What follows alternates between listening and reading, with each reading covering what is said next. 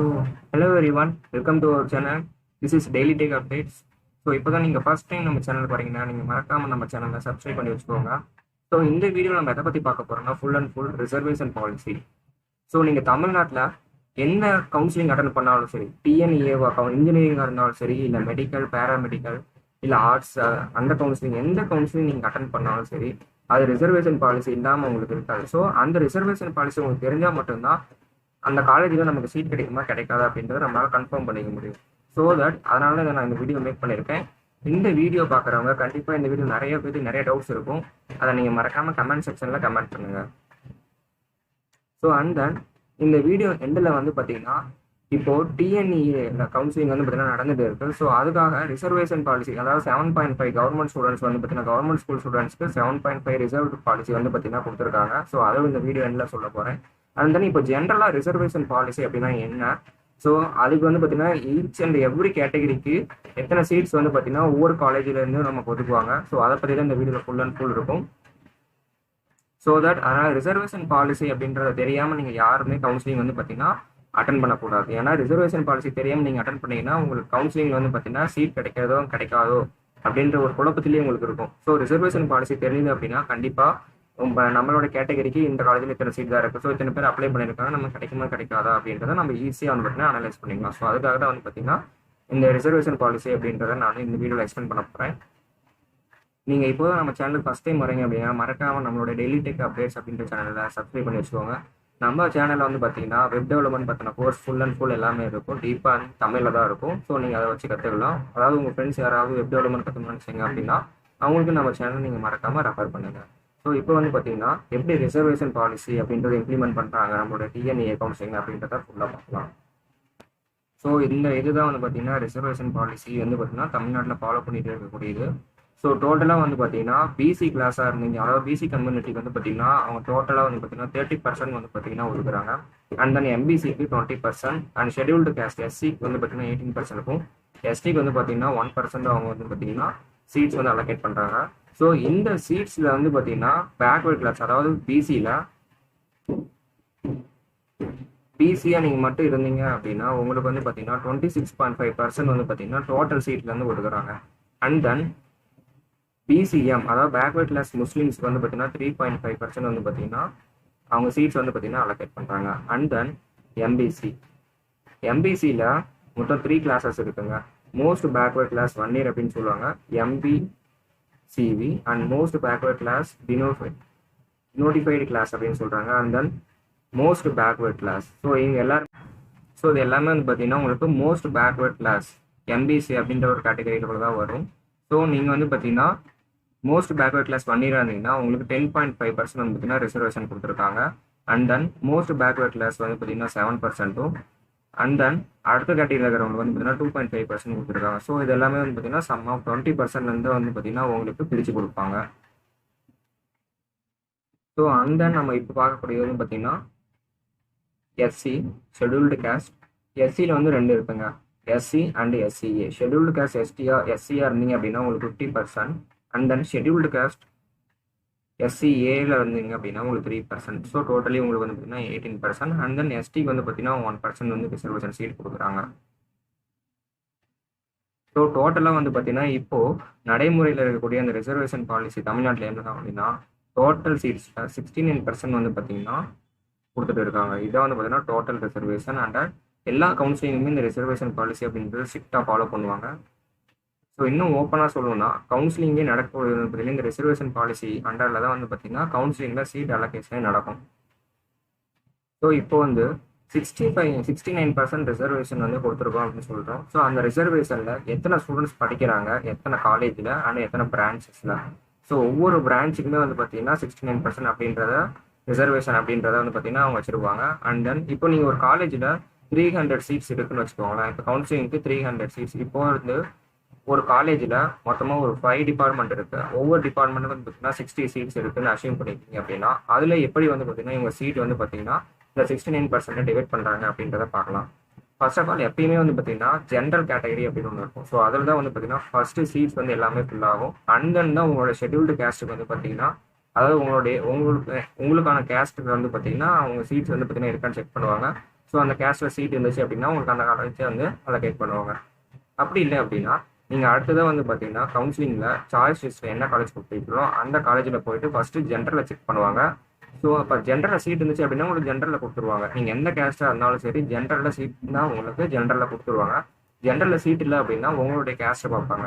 So அந்த Castell உங்களுக்கான seat இருக்கா அப்படின்னு சொல்லிட்டு செக் பண்ணுவாங்க. ஸோ இந்த பாலிசி மூலியமாக தான் ஒரு கேஸ்ட்டில் வந்து பார்த்தீங்கன்னா கம்மி மார்க் எடுத்துருக்கிறவங்களும் இன்னொரு காஸ்ட்டில் ஹையஸ்ட் மார்க் எடுத்துருவாங்க இங்கே எல்லாருமே சமமாக ஒரே காலேஜில் படிக்கிறதுக்கான வாய்ப்பு வந்து பார்த்தீங்கன்னா இந்த ரிசர்வேஷன் பாலிசி அப்படின்றதான் ஏற்படுத்துது. ஸோ ஜென்ரலாக வந்து பார்த்தீங்கன்னா ஒரு 300 சீட்ஸில் எப்படி அந்த சீட்ஸ் எல்லாமே இந்த கவுன்சிலிங்கில் ஃபில் ஆகுது அப்படின்றத பார்க்கலாம். ஃபர்ஸ்ட் ஜென்ரல் கேட்டகரியில் branch 1, branch 2, branch 3. So 5 department சொல்லியிருந்தேன். இந்த 5 டிபார்ட்மெண்ட்டும் 5 பிரான்ச் அஷ்யூம் பண்ணிக்கோங்க. இப்போ நம்ம இன்ஜினியரிங் காலேஜில் வந்து பார்த்தீங்கன்னா ஒரு 300 சீட்ஸ் இருக்குது. ஸோ அதில் ஃபர்ஸ்ட்டு நம்ம எதை பார்ப்பாங்கன்னா ஜென்ரல் கேட்டகரியில் தான் பார்ப்பாங்க. ஜென்ரல் கேட்டகரியில் ஸோ நான் இப்போ சொல்ல போகிற இன்ஃபர்மேஷன் அப்படின்றது ரொம்ப ரொம்ப இம்பார்ட்டன்ட். ஸோ யாரும் நம்ம வீடியோஸ் வந்து பார்த்தீங்கன்னா ஸ்கிப் பண்ணாமல் பாருங்கள். அப்போ தான் வந்து பார்த்தீங்கன்னா உங்களுக்கு இந்த ரிசர்வேஷன் பாலிசி அப்படின்றது தெளிவாக புரியும். ஸோ ஜென்ரலில் வந்து பார்த்தீங்கன்னா ஃபர்ஸ்ட்டு 19 சீட்ஸ் வந்து பார்த்தீங்கன்னா ப்ரொவைட் பண்ணுறாங்க. ஸோ ஒவ்வொரு டிபார்ட்மெண்ட்டுக்குமே, அதாவது ஒவ்வொரு டிபார்ட்மெண்ட்டுக்கும் அவங்க எவ்வளோ சீட்ஸ் கொடுக்குறாங்கன்னா ஃபர்ஸ்ட்டு பிரான்ச் 1, பிரான்ச் 2, பிரான்ச் 3ல 19 சீட்ஸும், பிரான்ச் 4 and 5ல 18 சீட்ஸ் வந்து பார்த்தீங்கன்னா ப்ரொவைட் பண்ணுறாங்க.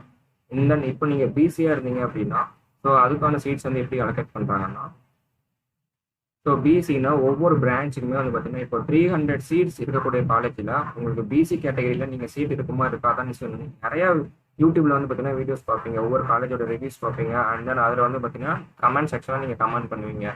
அதாவது எனக்கு இந்த கட் ஆஃப்க்கு எனக்கு இந்த காலேஜில் எனக்கு இந்த கேட்டகரியில் சீட் கிடைக்குமா கிடைக்காதா அப்படின்ட்டு. ஸோ அதுக்கான சொல்யூஷன் தான் வந்து பார்த்தீங்கன்னா இந்த ரிசர்வேஷன் பாலிசி வீடியோ அப்படின்னு நினைக்கிறேன். ஏன்னா இந்த ரிசர்வேஷன் பாலிசி உங்களுக்கு தெரிஞ்சதுன்னா சீட்ஸ் வந்து பார்த்தீங்கன்னா உங்களுக்கு கிடைக்குமா கிடைக்காதா அப்படின்றத நீங்களே வந்து பார்த்தீங்கன்னா ஒரு அனலைஸ் பண்ணி கண்டுபிடிச்சிடலாம். ஸோ அண்ட் தென் இப்போ நெக்ஸ்ட் வந்து பார்த்தீங்கன்னா PC.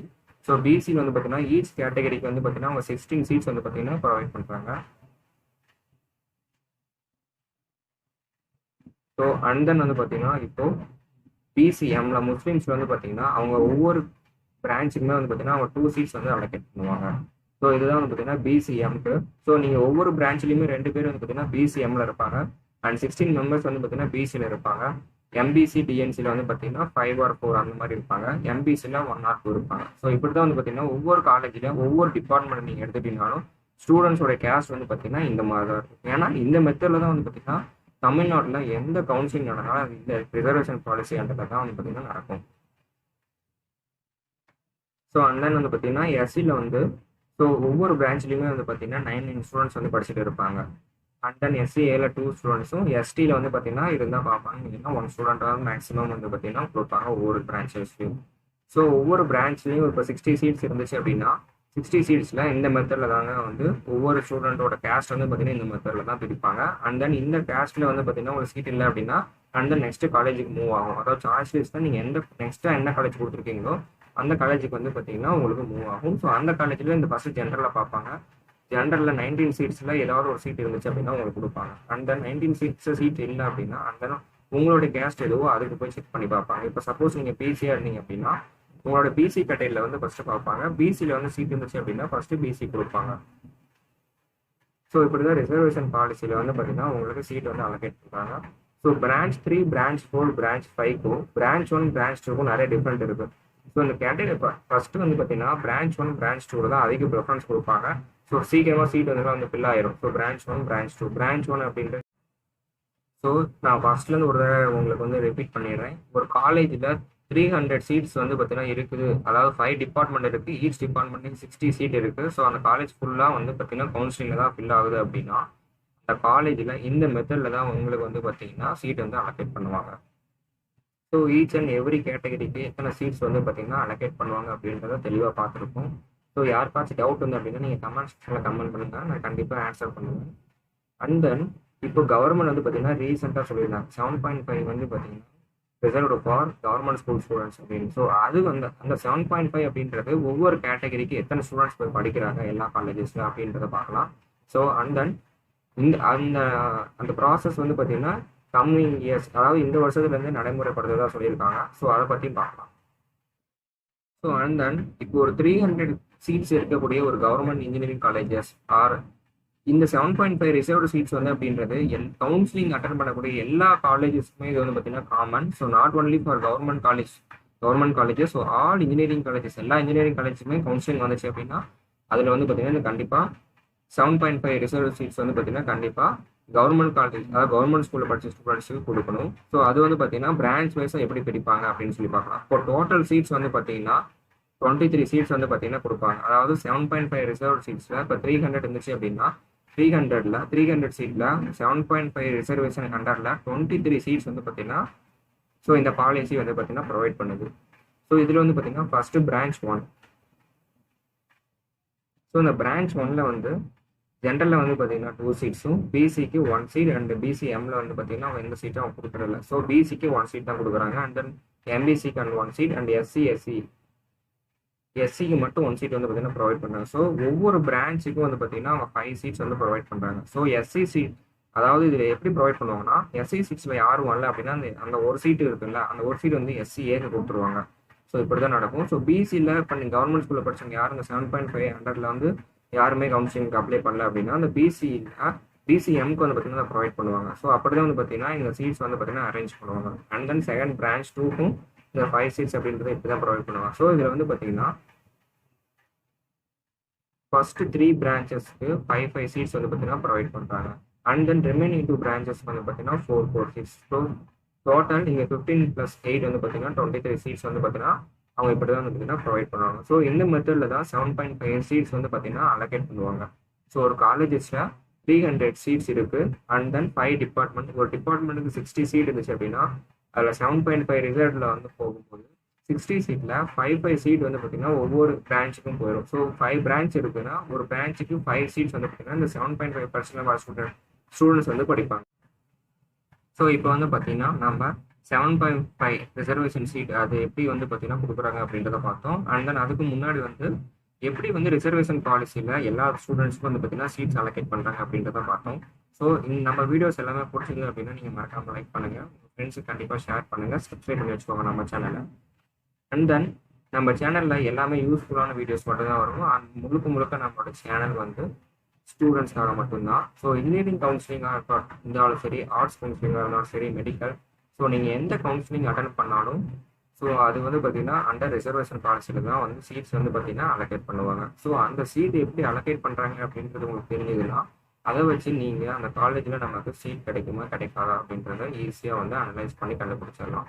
So and then government school students வந்து பார்த்தீங்கன்னா நிறைய பேர் குழப்பத்தில் இருப்பாங்க. இப்போ 7.5 சீட்ஸ் அப்படி ப்ரொவைட் பண்ணுறாங்கன்னா ஒரு 300 சீட் இருக்கக்கூடிய காலேஜில் நமக்கு சீட் எத்தனை சீட் வந்து நமக்காக வந்து ப்ரொவைட் பண்ணுவாங்க அப்படின்னு நிறைய பேருக்கான மனசில் வந்து பார்த்தீங்கன்னா கொஸ்டின் இருந்திருக்கும்.